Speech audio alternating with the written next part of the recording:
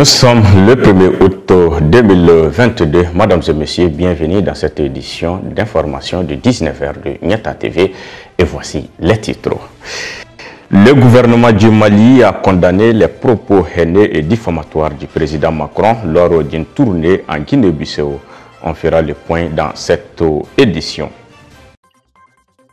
L'honorable Ouattara du CNT salue la réponse de nos autorités au président français. Il estime qu'elles ont réagi de la bonne manière.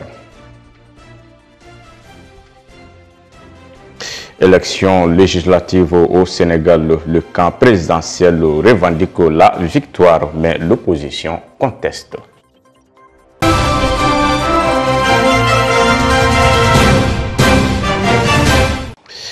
Les autorités maliennes ont dénoncé la posture néocoloniale du président français Emmanuel Macron à travers un communiqué lu par le porte-parole du gouvernement dans la soirée de dimanche. Il réagissait aux propos tenus jeudi dernier par Macron en Guinée-Bissau. Le colonel Abdoulaye Maïga ne s'en est pas arrêté à cela. Il a également condamné ses propos haineux et diffamatoires de nature à susciter la haine ethnique entre les Maliens. Suivant son intervention. Au nom de nos plus hautes autorités, j'ai l'insigne honneur de donner lecture du communiqué numéro 035 du gouvernement de la transition, communiqué dont la teneur suit. Le gouvernement de la transition a appris avec une profonde indignation des propos tenus par le président de la République française, Emmanuel Macron, lors de sa tournée en Guinée-Bissau le 28 juillet 2022. En effet, au cours de sa conférence de presse, le chef de l'État français a réitéré des accusations erronées en affirmant que les autorités maliennes entretiennent des relations avec un groupe paramilitaire sans jamais apporter de preuves, malgré les démentis des autorités de la transition. Pire, dans ses propos, il a évoqué l'exercice de la violence par les autorités maliennes, ciblant une ethnie spécifique de notre nation.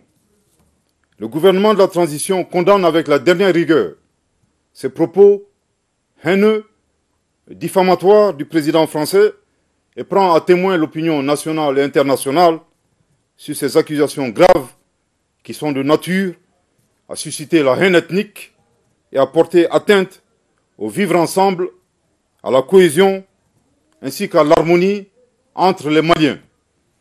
Il est important que le président Macron se remémore constamment le rôle négatif et la responsabilité de la France dans le génocide des Tutsis au Rwanda, un événement qui attriste encore toute l'humanité.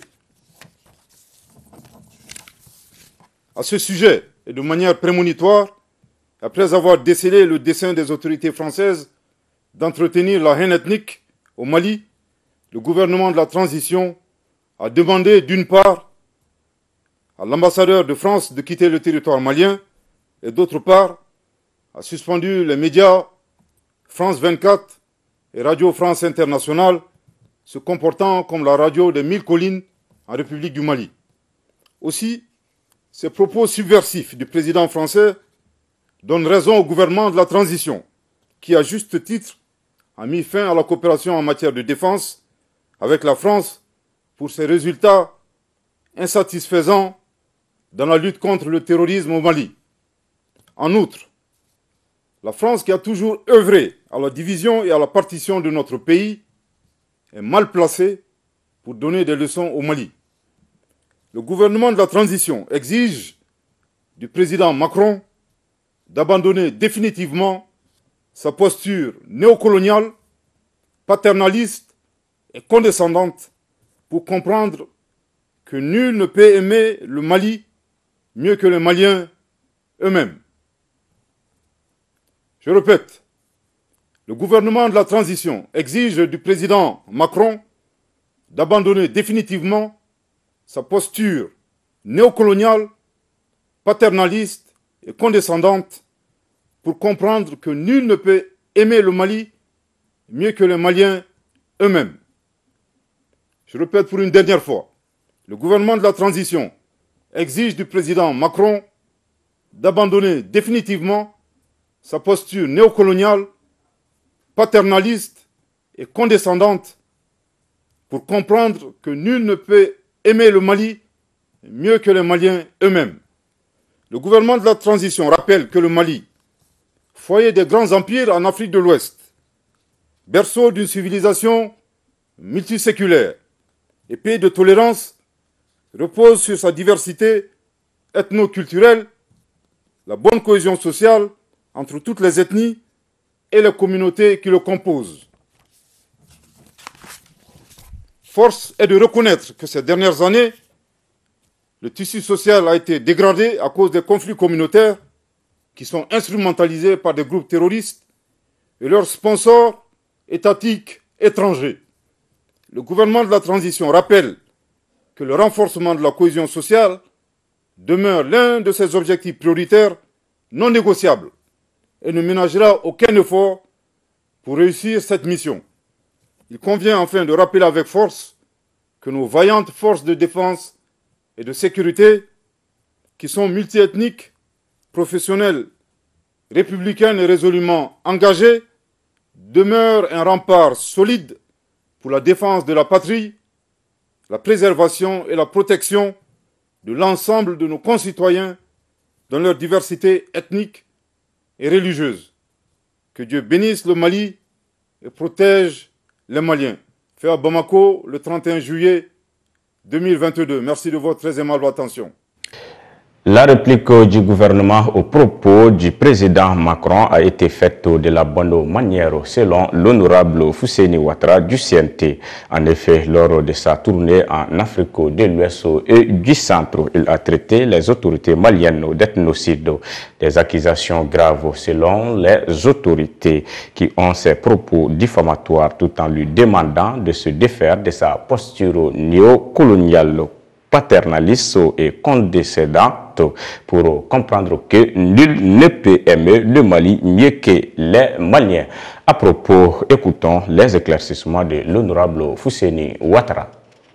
En cherchant à redorer son blason en Afrique, le président français Emmanuel Macron a une fois de plus fait une ratée communicationnelle. Lors de son passage en Guinée-Bissau, Emmanuel Macron s'en est appris aux autorités du Mali en les qualifiant d'ethnocide. On peut comprendre cela en 3 points. En premier point d'abord, cela parle même de l'individu lui-même, Macron lui-même en tant qu'individu. Quand vous le voyez, et de cela je plains surtout le peuple français.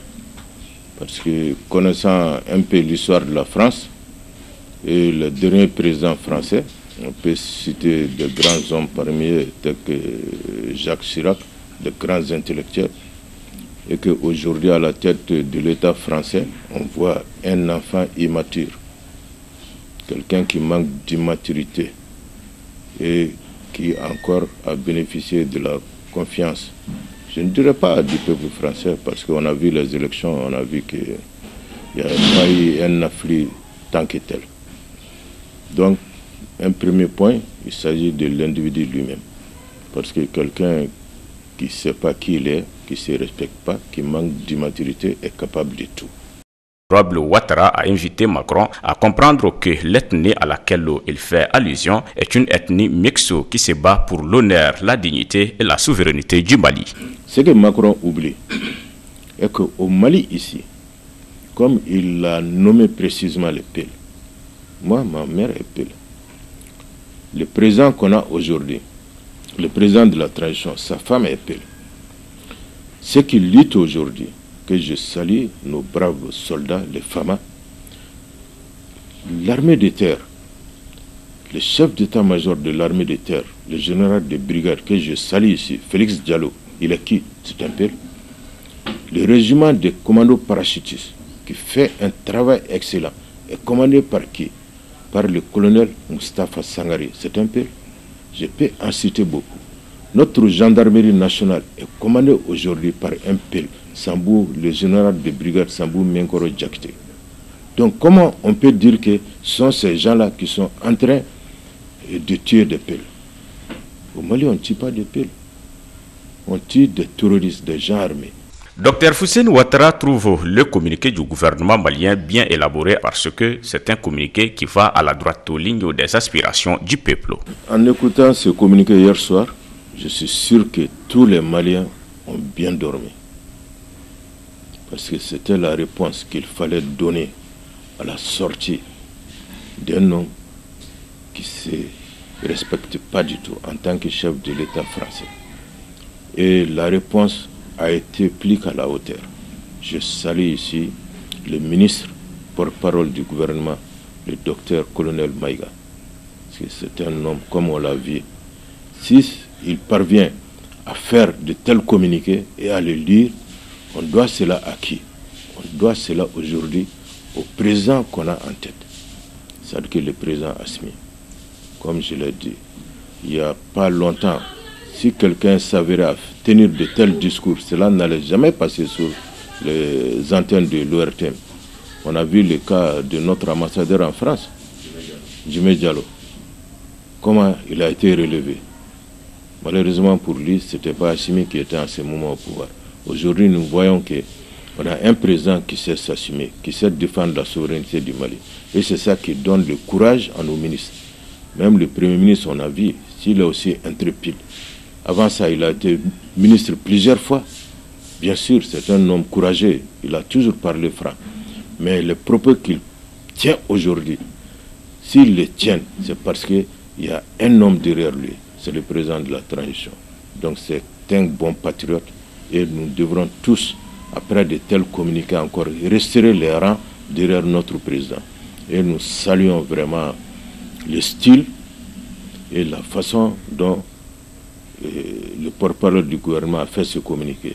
Ce que moi j'aurais aimé quand même qu'on ajoute à la fin de ce communiqué, c'était la suspension de la participation du Mali à la CEDEAO. Fousseyni Ouattara s'est dit dessus du mutisme des partis politiques maliens face à cette sortie inhumaine, inacceptable du président français qui n'avait d'autre objectif que de créer des conflits ethniques au Mali comme ils l'ont fait en 1994 au Rwanda. Parlons justice à présent face à des cas de détention arbitraire et de non-respect du délai légal de détention. Le ministre de la Justice, garde des Sceaux, est monté au créneau pour dénoncer ces situations. Mamadou Kassogué a instruit aux magistrats le traitement des dossiers dans un délai raisonnable. Suivant les commentaires avec Abdou Ouattara.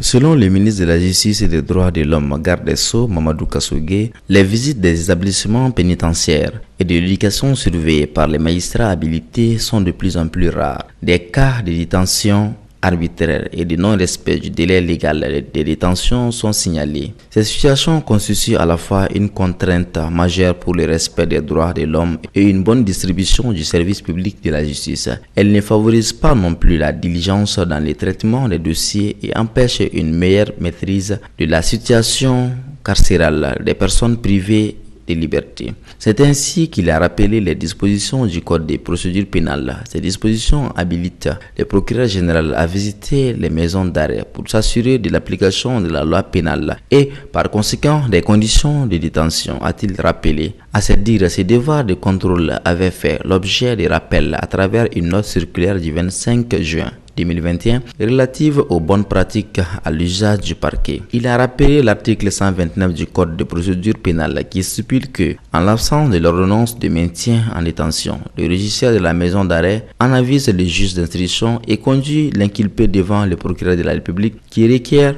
le juge d'instruction ou, à défaut, le président du tribunal ou le magistrat délégué à cet effet. Celui-ci ordonnera sa mise en liberté, après lui avoir fait observer les formalités d'élection du domicile. Le juge de paix est tenu de la même obligation pour les détentions qu'il aura ordonnées au titre de la présente section. C'est pourquoi le ministre Mamadou Kassogué a instruit au président des chambres d'accusation des cours d'appel, aux procureurs généraux près des cours d'appel, procureur de la République, juge de paix, à compétence étendue, au directeur national de l'administration pénitentiaire et de l'éducation surveillée de prendre toutes les dispositions utiles pour la mise en œuvre de ces exigences légales qui participent au respect de l'obligation de diligence qui incombe aux magistrats dans le traitement des dossiers dans un délai raisonnable.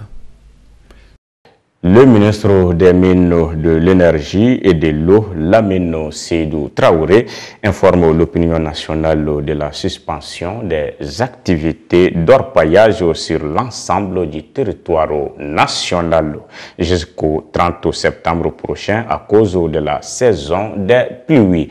Ainsi, il exhorte les autorités administratives et coutumières ainsi que les exploitants de différentes localités concernées au respect strict de cette disposition.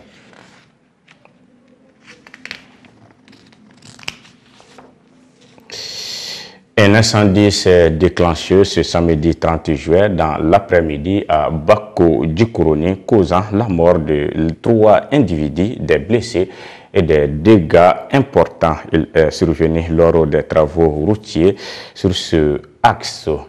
Une citerne a pris feu au beau milieu de la route. Les agents de la protection civile ont pu contenir l'incendie, évitant un bilan plus grave. Aïssata Maïga. Selon les informations, cette route était en travaux d'entretien. C'est un camion transportant du gravier de béton et un camion citerne qui mélangent le goudron qui se sont enflammés. Mobilisés de toute urgence, les services de la protection civile ont su maîtriser l'incendie avec 5 engins pompes et éviter ainsi que le feu ne se propage vers d'autres lieux. Plusieurs motos ont également été calcinées. 2 jours après le drame, ce lundi, à notre passage sur les lieux de l'incendie, la vie avait repris son cours normal. Les citoyens qui empruntent cette voie pour se rendre en ville vaquaient tranquillement à leurs occupations. Notre constat nous a amenés au dépôt de boissons dont une partie a été touchée par les flammes. Ici, les dégâts sont énormes. Plusieurs caisses de boissons sont parties en fumée. Les uns et les autres étaient en train de mettre de l'ordre dans le dépôt à notre arrivée. Malgré notre insistance, aucun n'a voulu accepter de s'exprimer à notre micro. D'autres boutiques à côté n'avaient pas encore ouvert. Nous souhaitons propre rétablissement aux blessés, que les autorités prennent les dispositions nécessaires pour éviter de tels cas à l'avenir.